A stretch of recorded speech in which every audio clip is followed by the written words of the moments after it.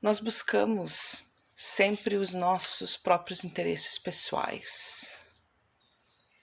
Nós, na nossa rotina, nós estamos sempre almejando as nossas próprias conquistas, os nossos próprios desejos, aquilo que nos interessa. No topo da nossa lista, na maioria das vezes, estão os nossos próprios planos, aquilo que a gente almeja, aquilo que a gente idealiza. E na maioria das vezes são realizações egoístas, desejos pessoais, conquistas, que muitas vezes só agradam a nós mesmos, que não glorificam a Deus, que não trazem nenhum benefício ao nosso próximo e que nem mesmo nos edificam no corpo de Cristo. Paulo fala lá em Filipenses, no capítulo 2, versículo 19 a 21. O contexto da carta de Filipenses é Paulo preso. E ele escreve essa carta a esta igreja que ele amava, que ele considera como a sua coroa, a sua alegria. Em determinado momento, Paulo, nesses versículos do capítulo 2, 19 a 21, Paulo expressa o seu desejo em saber notícias desses irmãos. E ele fala que vai enviar Timóteo, para que através de Timóteo, Paulo receba notícias dessa igreja e para que ele se sinta animado.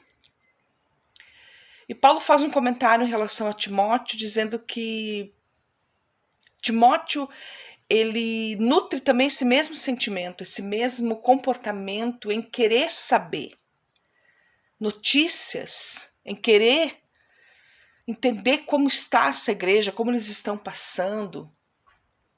E Paulo conclui dizendo que todos buscam os seus próprios interesses e não os de Cristo Jesus.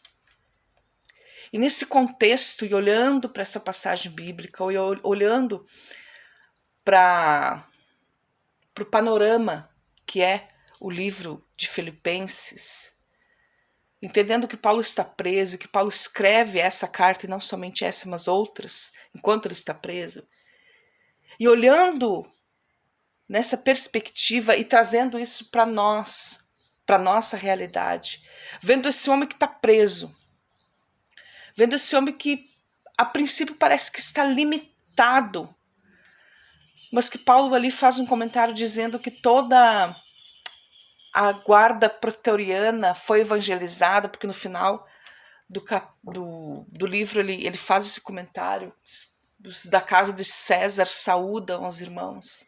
Ele evangeliza ali, Deus preparou aquela circunstância para ele evangelizar os guardas do imperador de Roma. E olhando para isso, eu vendo isso, eu percebo, olha o interesse desse homem. Olha o interesse. O interesse dele não está na condição que ele está vivenciando. Ora, irmãos, eu peço que vocês orem para que eu seja liberto. Eu peço que vocês mandem recursos para mim, ofertas, para que eu possa me alimentar, enfim, não. O interesse de Paulo expressado ali é saber como os irmãos estão. E é um sentimento também que Timóteo nutre, em querer saber, em querer estar alegre, em saber receber notícias desta igreja, como eles estão. E olho para a nossa realidade. E faço um panorama quase comparativo como são os nossos interesses. A gente busca muito os nossos interesses pessoais. Como eu disse no início, a gente coloca no topo da nossa lista prioritária os nossos interesses, a nossa vontade, as nossas realizações, os nossos sonhos. Mas e quando que os interesses do Senhor, aquele a qual nós dizemos, nós proferimos que nós o servimos, quando que os interesses do Senhor estão realmente sendo prioridade na nossa vida? Paulo, no capítulo 1 de Filipenses, ele fala também que o desejo dele é estar com o Senhor. mas ele percebe que ele seria de mais serventia se ele estivesse ali vivo ainda. E o propósito disso é serviço.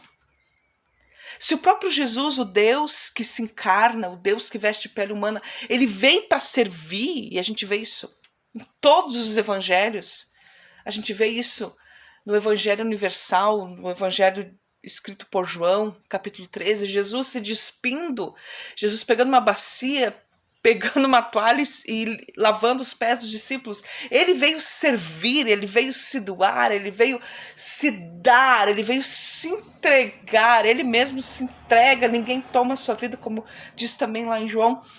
Eu fico pensando, meu Deus, nós que somos uma geração privilegiada, uma geração que tem acesso, que já vive na nova aliança, estamos atendendo aos nossos interesses. Nós queremos Jesus para as nossas bênçãos pessoais.